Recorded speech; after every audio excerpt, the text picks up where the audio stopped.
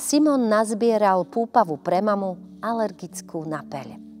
Každú sobotu sa ja a moja rodina presúvame na našu chatu. Tento deň bol ako každý iný, až kým môj otec nezahlásil, že dnes budeme celý deň iba kosiť. V tom momente som vedel, že o zábavu mám postarané. S veľkou námahou som pomohol otcovi zo záhradného domčeka vybrať všetko náradie na kosenie, vlastne aj to, čo nebolo treba. Keď sme sa už chystali zahájiť náš veľkolepý projekt celodenného kosenia, objavila sa moja mama a zahlásila, že či jej chceme pokosiť všetky púpavy. Ona ich totiž potrebuje na výrobu domáceho medu. Pomyslel som si, snáď nechce zbierať púpavu, keď je alergická napeľ. V tom som sa rozhodol, že sa pre ňu stanem hrdinom. V sekunde som jej navrhol: Mami, veď ja ti ju predsa pozbieram rád. Oči jej zažiarili ako svetielka na vianočnom stromčeku. Ibaže otec tú iskru v oku nemal, že zdržujem jeho denný plán. No nakoniec všetko dobré dopadlo. Bolo pokosené, aj púpava pozbieraná a ostal mi aj čas na hranie. Zachránil som maminu od zdravotných problémov z alergie.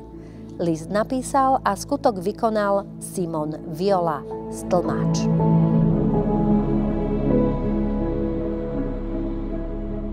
Malá škola s veľkým srdcom.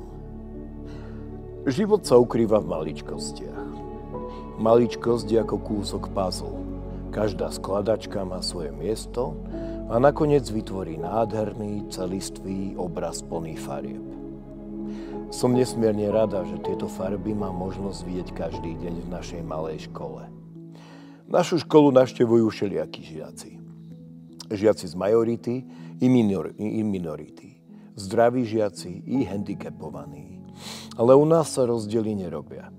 Všetci vieme, že svet je farebné miesto plné rôznorodostí a tak je to v poriadku. Každý deň vidím vzácne okamihy, maličkosti, ktoré mi dávajú nádej v lepšie zajtrajšky. Malé rómske dievčatko beží do školy s obrovským úsmevom na tvári, pretože sa nevie dočkať. Nevie sa dočkať, kedy sa podelí s balíčkom chrúmiek so svojou novou spolužiačkou. Spoločne sedia a maškrtia, až kým nemajú plné ústa. V balíčku sa predbiehajú malé rúčky, jedna biela, druhá tmavá. U druhákov sa objednávajú rozprávkové knihy. Rómsky chlapček veľmi túži po svojej vlastnej knižke, po svete plnom fantázie, ale vie, že mamka mu 10 eur na knihu nedá.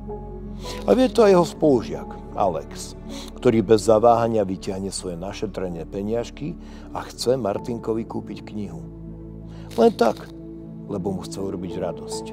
Lebo si uvedomuje hodnotu priateľstva už v takom mladom veku. V 3. ročníku sa stala nešťastná nehoda.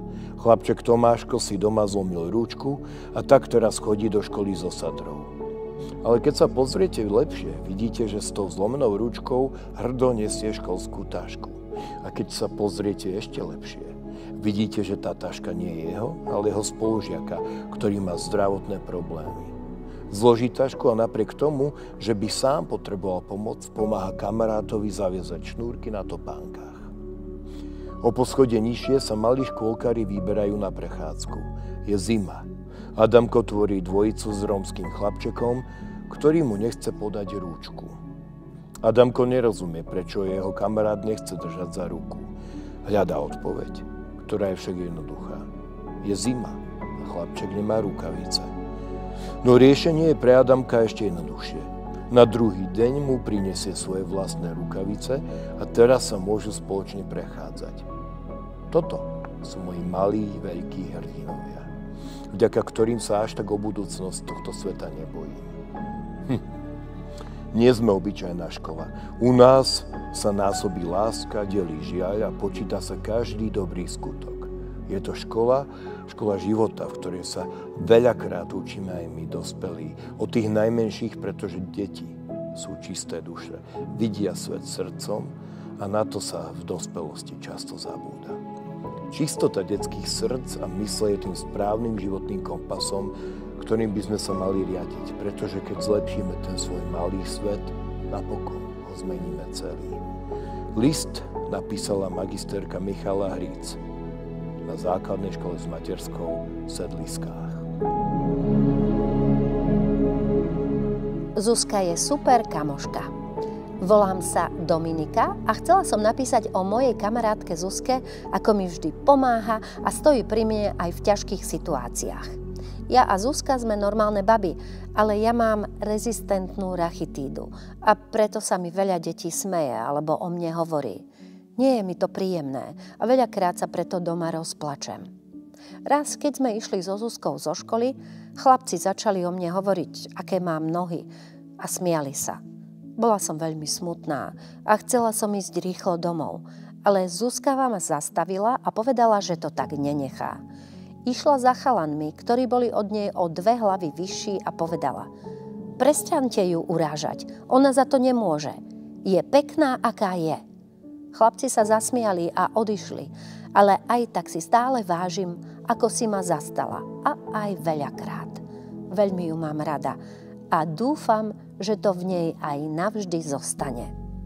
List napísala Dominika Placeková, skutok vykonala Zuzana Knapcová zo Žiliny.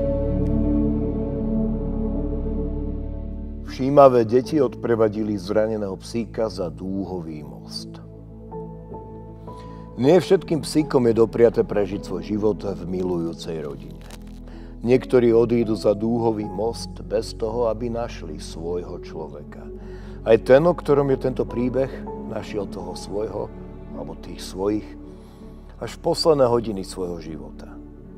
Ten deň začínal pre 3 deti z našej školy ako každý iný.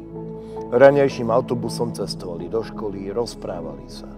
S prekvapením však zistili, že autobus omylom zabočil do ulice, ktorou bežne nechodieva. A ako sa hovorí, že nič nie je náhoda, práve na tej ulici ho zbadali.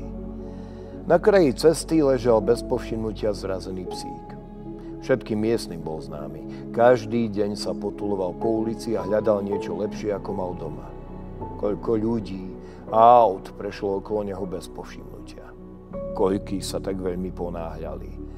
Naši žiaci, len čo vystúpili z autobusu pred školou, utekali späť na ulicu, na ktorej psík ležal. Videli, že je zle.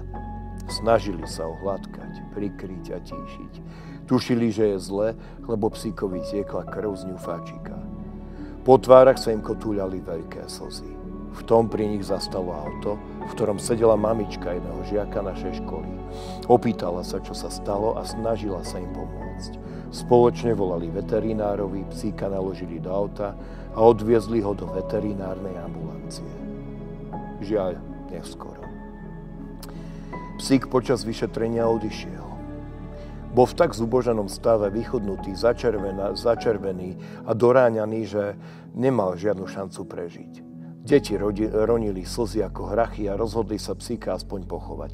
Teta Janka, pani z auta, im pomohla. Spoločne sa za psíka pomodlili a ešte v ten istý týždeň mu na hrob priniesli kvietky. Toľko odhodlania, úsilia a lásky mali v ten deň v sebe tieto 3 deti. Riskovali problém v škole aj doma. Návrat na vyučovanie v ten deň bol veľmi ťažký. Nevládali na nič iné myslieť a sústrediť sa. Našťastie sa v škole stretli s veľkou podporou. Aj zo strany pani riaditeľky, učiteľov a zo strany spolužiakov sa im dostalo veľa obdivu a pochvaly. A čo psík? V posledných chvíľach svojho života pocítil to, čo celý život nemal. Nehu, lásku, záujem, starostlivosť, aj pocit, že aj na ňom niekomu záleží.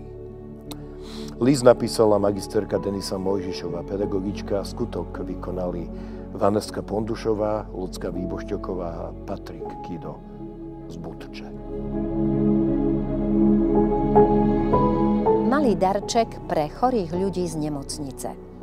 Volám sa Radka a mám 10 rokov.